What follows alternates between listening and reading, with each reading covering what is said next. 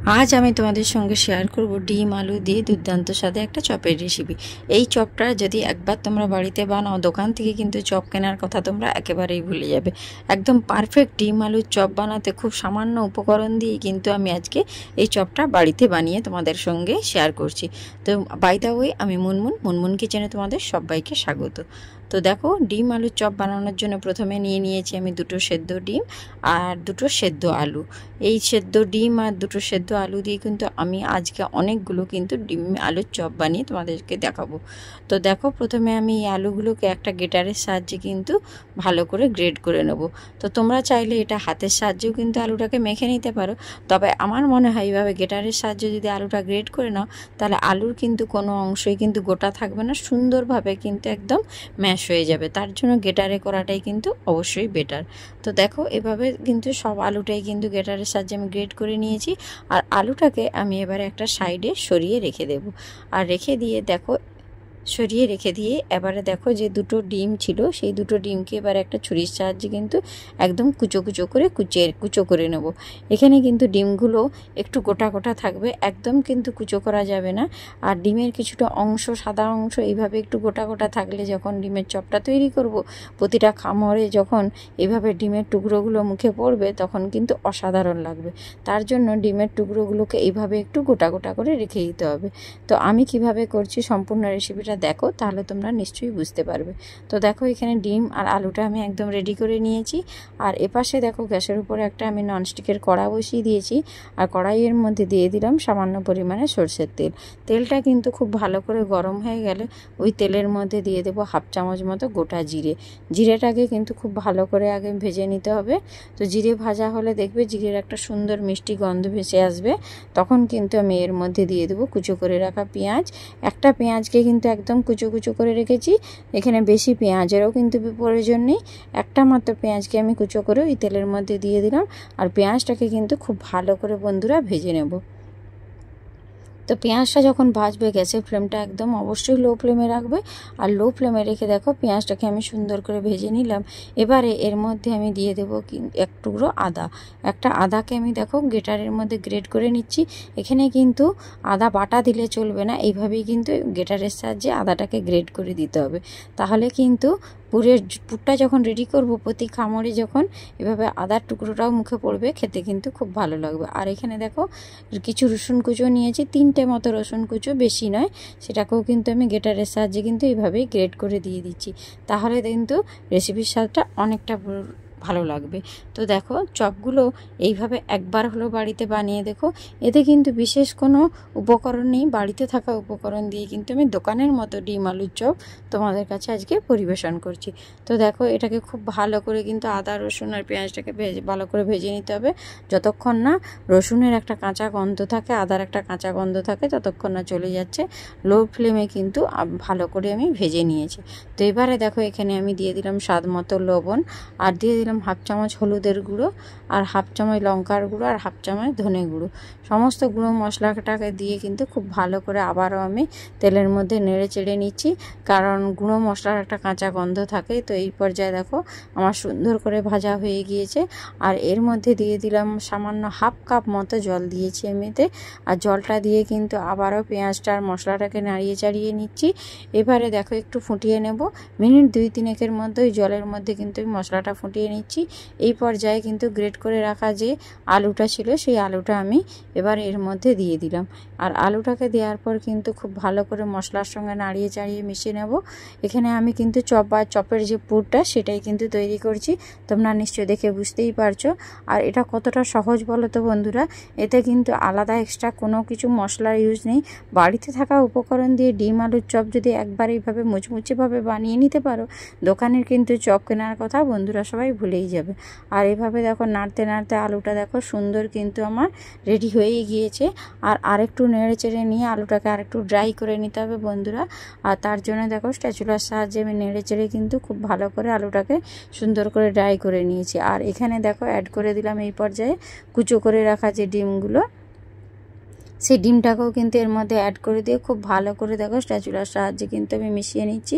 আর এখানে কিন্তু বেশি খোঁচা যাবে না, কারণ ডিমের যে টুকরোগুলো আছে সেই টুকরোগুলো কিন্তু যখন চপের প্রতি কামড়ে যখন মুখে পড়বে খেতে কিন্তু খুবই ভালো লাগবে। তার জন্য দেখো এইভাবে কিন্তু স্প্যাচুলা দিয়ে ভালো করে নাড়িয়ে চাড়িয়ে আমি আলুর সঙ্গে কিন্তু ডিমটাকে ভালো করে মিশিয়ে নিলাম। এবার পুরটাকে আমি একটা প্লেটে তুলে নিচ্ছি, কারণ পুরটা আমার রেডি হয়ে গিয়েছে। আর পুরটাকে কিন্তু একটু ঠান্ডা করে নিতে হবে। তার জন্য দেখো আমি একটা বড় প্লেটে নিয়েছি, যাতে এই পুরটাকে পুরোটা জুড়ে কিন্তু আমি মিলে দিলে পুরটা কিন্তু তাড়াতাড়ি ঠান্ডা হয়ে যাবে। তো এখানে দেখো আমি পুরটা কিন্তু পুরো প্লেটের মধ্যেই মিলে দিয়েছি, যাতে খুব তাড়াতাড়ি ঠান্ডা হয়ে যায়। তো এটা ঠান্ডা হতে হতে আমি এখানে দেখো একটু বেসনের ব্যাটারটা তৈরি করে নিচ্ছি। এখানে দেখো 4 চামচ মতো আমি বেসন দিলাম, দেখতেই পাচ্ছ একটা চামচে 4 চামচ বেসন দিয়েছি। আর এর মধ্যে দিয়ে দেবো 2 চামচ চালের গুঁড়ো। চালের গুঁড়ো দিলে বন্ধুরা খুবই খাস্তা আর মুচমুচে হবে। আর 4 চামচ বেসন আর 2 চামচ চালের গুঁড়ো দিয়ে কিন্তু আমার সব চপগুলো তৈরি হয়ে যাবে। আর এর মধ্যে দেখো এখন আমি অ্যাড করে দেবো 1/2 চামচ মতো বেকিং সোডা। বেকিং সোডা দিলে কিন্তু খুব সুন্দর মুচমুচে হবে। আর এখানে দিয়ে দিলাম স্বাদ মতো লবণ। এবার সমস্ত শুকনো উপকরণটাকে কিন্তু আগে আমি চামচের সাহায্যে নেড়ে মিশিয়ে নিয়েছি। এবার অল্প অল্প জল দিয়ে কিন্তু আমি বেসনের ব্যাটারটা তৈরি করব, কারণ ব্যাটারটা কিন্তু খুব বেশি ঘনও হলে চলবে না আর খুব বেশি কিন্তু পাতলা হলেও চলবে না। তো ব্যাটারটা কীরকম মেজারমেন্টে হবে সেটা তোমাদেরকে অবশ্যই আমি দেখিয়ে দেব, কিন্তু তার আগে একটা কথা বলি বন্ধুরা, খুব অল্প অল্প করে জল দিয়ে কিন্তু ব্যাটারটা গুলতে হবে। প্রথমে আমি চামচের সাহায্যে মিশিয়ে নিয়েছি, এবার হাতের সাহায্যে খুব ভালো করে কিন্তু আমি বেসনের ব্যাটারটা তৈরি করব। আর একটু খুব ভালো করে ফেটিয়ে নেব। ফেটানোটা খুব ভালো হলে দেখবে একদম চপগুলো দারুণ সুন্দর হয়ে ফুলবে। তো ব্যাটারের কনসিস্টেন্সিটা দেখে নিয়েছো বন্ধুরা, খুব বেশি পাতলাও নয় আর খুব বেশি মোটাও নয়। আর এখানে দেখো ব্যাটারের মধ্যে আমি দিয়ে দিচ্ছি 1/2 চামচ মতো হলুদের গুঁড়ো আর 1/2 চামচ লঙ্কার গুঁড়ো দিয়ে আবারও ভালো করে হাতের সাহায্যে মিশিয়ে নিচ্ছি, কারণ এটা দিলে কিন্তু এই ডিম আলুর চপের কালারটা কিন্তু খুব সুন্দর আসবে। তার জন্য একটু হলুদের গুঁড়ো আর লঙ্কার গুঁড়ো আমি এই বেসনের মধ্যে মিশিয়ে দিলাম। এবারে যে পুরটা আমি ঠান্ডা করতে রেখেছিলাম সেই পুরটা কিন্তু মোটামুটি আমার ঠান্ডা হয়ে গিয়েছে। আর আমি দেখো হাতে তেল বুলিয়ে নিয়েছি। আর তেল বুলিয়ে নিয়ে এবার পুরটাকে হাতের মধ্যে দেখো এভাবে গোল করে নিয়ে যেভাবে চপ বানাই দেখো দুটো হাতের সাহায্যে প্রেস করে এইভাবে দেখো পুরটাকে আমি রেডি করে নিলাম। যতটা পুর আছে সবগুলোই কিন্তু একই রকমভাবে আমি হাতের সাহায্যে গোল করে এরকম আলুর পুরটার চপ বানানোর জন্য রেডি করে নিতে হবে। হাতের মধ্যে দিয়ে এইভাবে ঘুরিয়ে নেব, তারপরে কিন্তু আরেক হাত দিয়ে চেপে দিলেই এইভাবে সুন্দর কিন্তু গোল গোল শেপ হয়ে যাবে। এইভাবে কিন্তু যতটা পুর আছে সমস্ত পুরটা দিয়ে কিন্তু একই রকমভাবে আমি শেপ বানিয়ে ওই প্লেটেরই একটা ধারে আমি রেখে দিচ্ছি। দেখো বন্ধুরা, তোমাদের সঙ্গে কথা বলতে বলতে সমস্ত পুরটাই কিন্তু আমার চপের সাইজ দিয়ে দিয়েছি আর প্লেটের মধ্যে রেখে দিয়েছি। আর এপাশে দেখো গ্যাসের উপর একটা কড়াইয়ে আমি রিফাইন তেল দিয়ে দিয়েছি। তেলটা কিন্তু খুব ভালো করে গরম করে নিতে হবে বন্ধুরা। আর তেলটা গরম হওয়ার পর কড়াইটাকে একটু চারধার তেলটা বুলিয়ে নিলাম, তাহলে দেখবে কড়ার গায়ে জড়িয়ে যাবে না। আর এখানে দেখো যে আলুর আমি চপের সাইজ বানিয়ে রেখেছিলাম আলুটাকে, সেটাকে বেসনের ব্যাটারের মধ্যে ডুবিয়ে 3 আঙুলের সাহায্যে কিন্তু এভাবে তুলে নিয়ে তেলের মধ্যে খুব সাবধানে দিয়ে দিতে হবে। দেখবে চপটা কিন্তু একদম সুন্দর হয়ে ফুলে যাবে।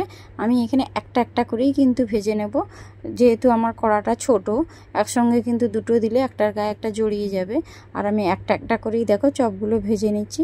কতটা সুন্দর হয়েছে, এইভাবে উল্টে পাল্টে কিন্তু চপটাকে ভেজে নিতে হবে। নিচের অংশটা যখন লাল হয়ে গিয়েছে তখন আমি অপর সাইডটাও উল্টে দিলাম। এবার দুটো সাইড উল্টে নিয়ে কিন্তু খুব ভালো করে বন্ধুরা ভেজে নেব। আর এইবারে দেখো চপের কালারটা দেখে বুঝতেই পারছো কত সুন্দর হয়েছে। চপটা কিন্তু পুরোটা কমপ্লিট। আর আমি একটা তেল ঝারিয়ে কিন্তু এটাকে তুলে একটা পাত্রের মধ্যে রেখে দিচ্ছি। একই রকমভাবে সেমভাবে কিন্তু বাকি যতগুলো চপ আছে সেমভাবেই কিন্তু আমি দেখো ভেজে নেব। আমি এখানে তোমাদেরকে দুটো চপকে ভেজে আমি দেখিয়ে দিচ্ছি। এইভাবেই দেখো কড়াইয়ের মধ্যে দিয়ে দিলাম। 3টে আঙুলের সাহায্যে কিন্তু তোমরা বেসনের ব্যাটার থেকে তুলে নেবে, দিয়ে কিন্তু গরম কড়াইয়ের মধ্যে দিয়ে দেবে। আর একটা সাইড যখন ভালো করে ভাজা হয়ে যাবে তখন তোমরা অপর সাইডটা এইভাবে উল্টে দেবে। সঙ্গে সঙ্গে কিন্তু উল্টোবে না, কারণ সঙ্গে সঙ্গে উল্টালে কিন্তু ওই সাইডটা ভালো করে ভাজা হবে না। একটা সাইড ভালো করে ভেজে অপর সাইডটা উল্টে দেবে। এইভাবে যখন দেখবে গায়ের কালারটা সুন্দরভাবে লাল হয়েছে সেই পর্যায়ে কিন্তু তোমরা এই চপটাকে তেল ঝারিয়ে তুলে নেবে। তো এখানে দেখো আমার চপটা কিন্তু সম্পূর্ণ ভাজা হয়ে গিয়েছে। কালারটা দেখে তোমরা বুঝতেই পারছো কত সুন্দর লাল হয়েছে। এবারে আমি এটাকে তেল ঝারিয়ে একটা পাত্রে তুলে নিচ্ছি। আর এইভাবে বাকি যতগুলো চপ আছে সবগুলোই কিন্তু আমি একই রকমভাবে ভেজে নেব। তাই আমি তোমাদেরকে এখানে দুটোই দেখালাম। তো দুটো দেখে তোমরা বুঝতেই পারছো নিশ্চয়ই যে কিভাবে তোমাদেরকে এটা বানাতে হবে। এইভাবে দেখো আমি কিন্তু একটা প্লেটের মধ্যে সাজিয়েছি এবং 4টে চপ ভেজে তোমাদেরকে পরিবেশন করে দেখাচ্ছি। তো কার কার আমার রেসিপিটা ভালো লাগলো অবশ্যই লাইক কমেন্ট শেয়ার করে দিও, এবং আমার চ্যানেলে নতুন হলে নোটিফিকেশানটা অন করে চ্যানেলটা সাবস্ক্রাইব করে আমার পাশে থেকো। তো আজকের মতো আমি ভিডিওটা এখানেই শেষ করলাম। Tata, bye bye.